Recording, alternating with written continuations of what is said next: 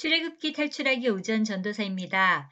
본장의 전반부 1절부터 31절은 먼저 성막 제도와 연결해 28장에서 주신 제사장 복식에 대한 규례가 하나님의 지시대로 제작 완료하였음을 기록하고 있습니다. 후반부 32절부터 43절까지는 제사장 복식과 아울러 모든 성막 제도의 제작이 종결되었음을 그 세부 품목의 열과 함께 기록하고 있습니다. 성막 건축자들은 성막만 만드는 것이 아니라 제사장과 대제사장 아론을 위한 옷도 만들었습니다. 건축가와 재봉사는 그 일 자체가 전혀 다른데 그들은 성전의 모든 기물과 제사장의 옷까지 하나님께서 주신 지혜와 재능으로 하나님이 계시하신 말씀 그대로 이루어졌음을 보여줍니다. 그들은 여호와께서 모세에게 명령하신 대로 청색, 자색, 홍색 실로 성소에서 섬길 때 입을 정결한 옷을 만들고 또 아론을 위해 거룩한 옷을 만들었더라. 성소에서 섬길 때 입을 정결한 옷의 의미는 첫째, 비록 제사장의 의복이 값비싸고 화려하지만 이것은 백성들에게 보이기 위한 것이 아니라 하나님에 대한 이해를 갖추기 위한 예복입니다. 둘째, 제사장의 옷을 입은 자들은 마땅히 섬기는 자가 되어야 함을 말합니다. 즉 그들은 먼저 하나님을 섬기고 또 백성들을 사랑으로 섬길 줄 아는 자가 되어야 한다는 것입니다. 셋째, 제사장들이 성소에서 하나님을 섬기기 위해서 예복을 입었듯이 모든 하나님의 백성 역시 옳은 행실에 깨끗한 세마포를 입고 하나님을 섬겨야 한다는 의미입니다. 에봇 어깨 바지에 달아 이스라엘의 아들들을 기념하는 보석을 삼았으니 여호와께서 모세에게 명령하신 대로 하였더라. 제사장 복식에 대한 규례의 계시를 여호와께서 모세에게 명령하신 대로 하였더라고 합니다. 첫째, 에봇은 대제사장이 제일 겉에 입은 옷으로 소매 부분이 없는 긴 조끼 모양입니다. 에봇 제조에는 금색, 청색, 자색, 홍색, 흰색 등 5가지 색상의 실이 사용되었습니다. 금실은 금을 얇게 쳐서 오려 만든 것으로 다른 색깔인 청색, 홍색, 자색 실과 함께 짜였습니다. 금은 귀중할 뿐 아니라 하나님의 천성과 신성, 영광과 존귀를 의미하고 있습니다. 청색은 자비와 사랑을, 자색은 권위와 위엄, 홍색은 희생과 속죄, 그리고 배실, 즉 흰색은 순결과 순수를 각기 상징합니다. 그런데 이들 각 색깔은 모두 예수 그리스도의 인격과 사역을 반영하고 있습니다. 호마노는 여러 색깔의 띠가 어우러져 있는 보석으로 그 재질이 아주 단단하여 그것에 이름을 새기기 위해서는 고도의 세공술이 필요합니다. 이스라엘 지파 이름이 새겨진 호마노는 대제사장이 온 이스라엘에 대한 책임과 의무를 깨우치며 어깨에는 대개 힘을 상징하는 신체 부위로 대제사장이 이스라엘 12아들들의 이름이 새겨진 호마노 2보석을 대제사장 중보자로서 이스라엘 자손들을 보호하여 하나님께로 인도하는 것을 의미합니다. 예수 그리스도는 온 인류의 중보자로서 세상 모든 질고를 지신 2어깨에 감당하셨으니 제사장의 사역은 이 같은 예수의 사역을 예표하는 것이라 할 수 있습니다. 청색끈으로 흉패고리와 에봇고리에 꿰어 흉패로 정교하게 짠 에봇띠 위에 붙여서 에봇에서 벗어지지 않게 하였으니 여호와께서 모세에게 명령하신 대로 하였더라. 둘째, 흉패는 에봇 앞가슴에 달린 주머니로 길이와 넓이가 각각 한 뼘씩 네모 반듯한 모양으로 이스라엘 12지파를 상징하는 보석을 붙이겠습니다. 그런데 여기서 가슴으로 표기된 레브는 신체 부위보다는 마음을 가리키는 말로 곧 이스라엘을 마음에 둔다는 것으로 대단히 상징적인 의미를 지니고 있습니다. 즉 이것은 대제사장이 사랑으로 이스라엘 백성들을 하나님께 인도하는 것을 의미하며 나아가 이것은 우리 대제사장 되시는 그리스도께서 우리 성도들을 사랑으로 인도하시는 것과 감싸주는 것을 예표합니다. 에봇띠 위에 붙여서 에봇에서 벗어지지 않게 하신 것은 흉패의 기능이 에봇을 떠나서는 있을 수 없다는 것을 암시합니다. 여기서 에봇은 예수의 신성과 영광을 상징하는 옷입니다. 흉패는 백성들이 하나님의 뜻을 묻는 데 필요한 우림과 둠밈을 간직하는 주머니입니다. 대제사장은 중요한 판결이 있을 때 우림과 둠밈이 들어있는 흉패를 입고 그것에 참석하여 가부를 제비 뽑는 형식으로 뽑아 문제를 해결합니다. 구약시대 초창기에 우림과 둠밈들을 사용하여 제비를 뽑아 하나님의 뜻을 분별하는 기계적인 방법은 그 이후 선지자들의 예언 활동이 증대됨에 따라 점차 그 필요성이 줄어들었습니다. 그리고 오늘날과 같은 은혜의 시대에는 이같이 제비 뽑는 방식은 더 이상 필요하지 않게 되었습니다. 오늘날 하나님께서는 그의 백성들을 기록된 성경 말씀과 성령의 조명 등을 통하여 직접 인도해 주시기 때문입니다. 그가 애봇 받침 긴 옷을 전부 청색으로 짜서 만들되. 셋째, 애봇 받침 긴 옷이란 애봇 밑에 받쳐 입는 옷으로서 일명 겉옷이라 합니다. 겉옷은 색깔이 전부 청색으로 만들어졌고요. 옷 가장자리를 돌아가며 청색, 자색, 홍색 실로 석류를 수놓고 금방울로 간격하여 달아졌습니다.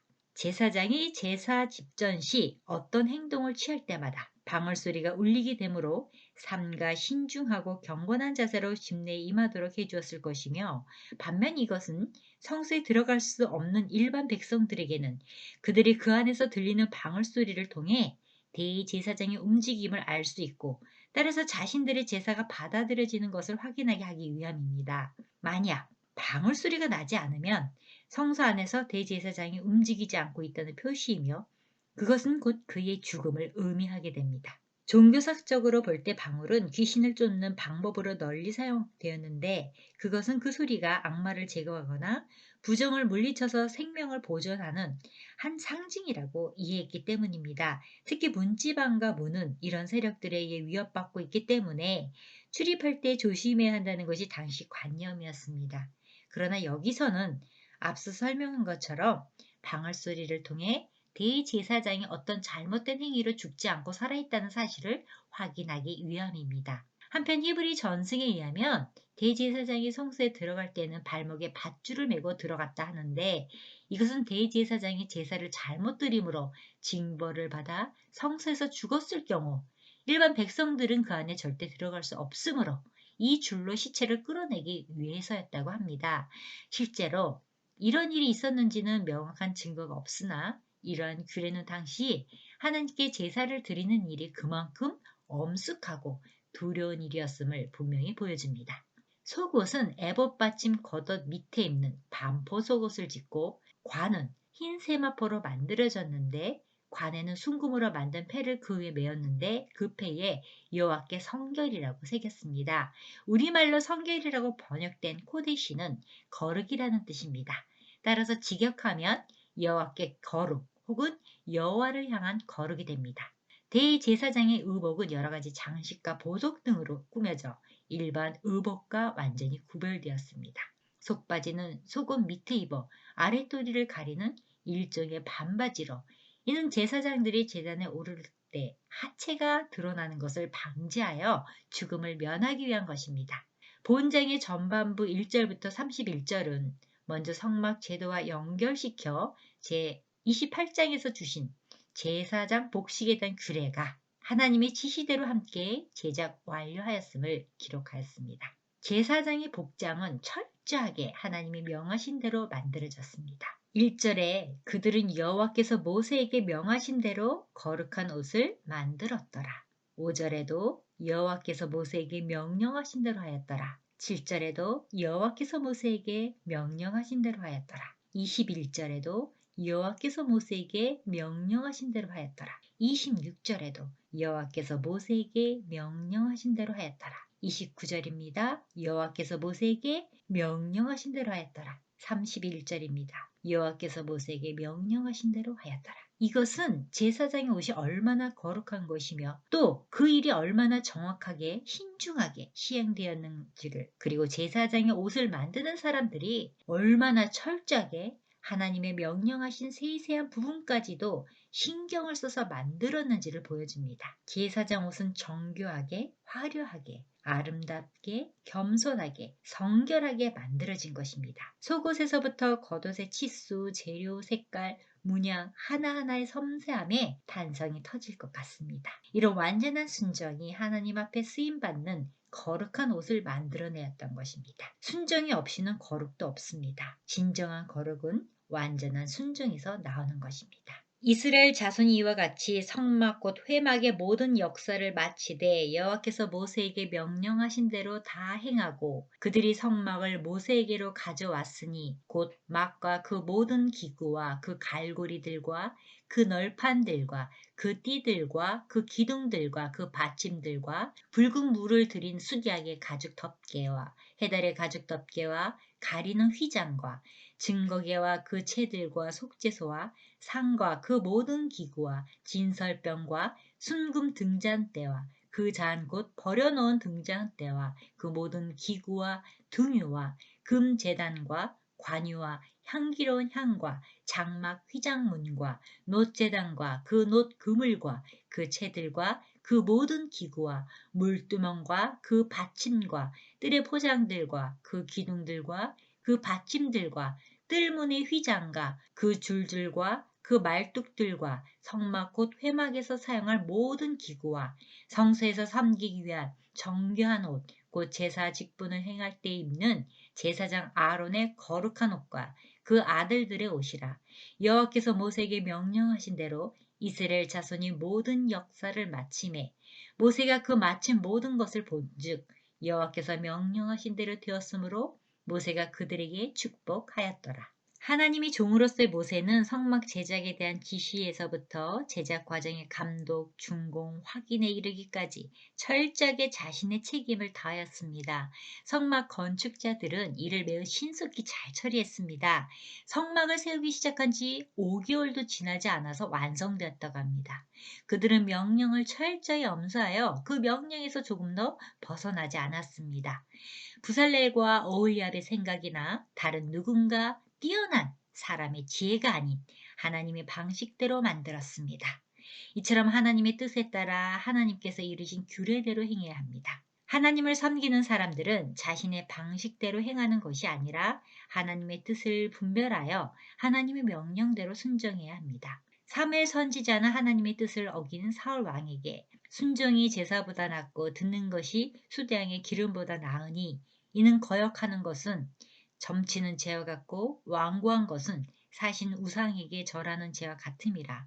왕이 여호와 말씀을 버렸으므로 여호와께서도 왕을 버려 왕이 되지 못하게 하셨나이다 하니. 그런데 우리가 하나님의 말씀을 순종할 때에 어려움을 느끼는 것은 말씀을 순종할 때 현실적으로 우리에게 주어지는 불이익 때문입니다. 하나님의 법과 세상의 법은 서로 달라서 우리가 하나님의 말씀에 순종하다 보면 세상에서는 손해를 볼 수밖에 없습니다. 그러나 성도는 어떠한 세상의 불이익을 감수하고서라도 하나님의 말씀에 순종해야 합니다.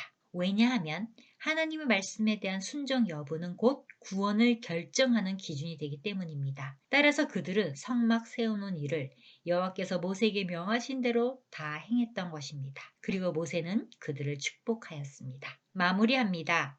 성막을 제작할 때 거듭 반복하여 강조하는 말씀으로 하나님께서 명하신 대로 하였다라는 말씀은 모든 성막 제작 과정이 하나님이 계시하신 말씀 그대로 이루어졌음을 보여줍니다. 성막에서 봉사할 제사장들의 옷을 만들 때 그들은 7번이나 여호와께서 모세에게 명하신 대로라는 표현을 하면서 성막 본체와 기구 그리고 제사장의 옷 어느 것 하나 하나님의 계시와 다르게 만들어진 것이 없었습니다.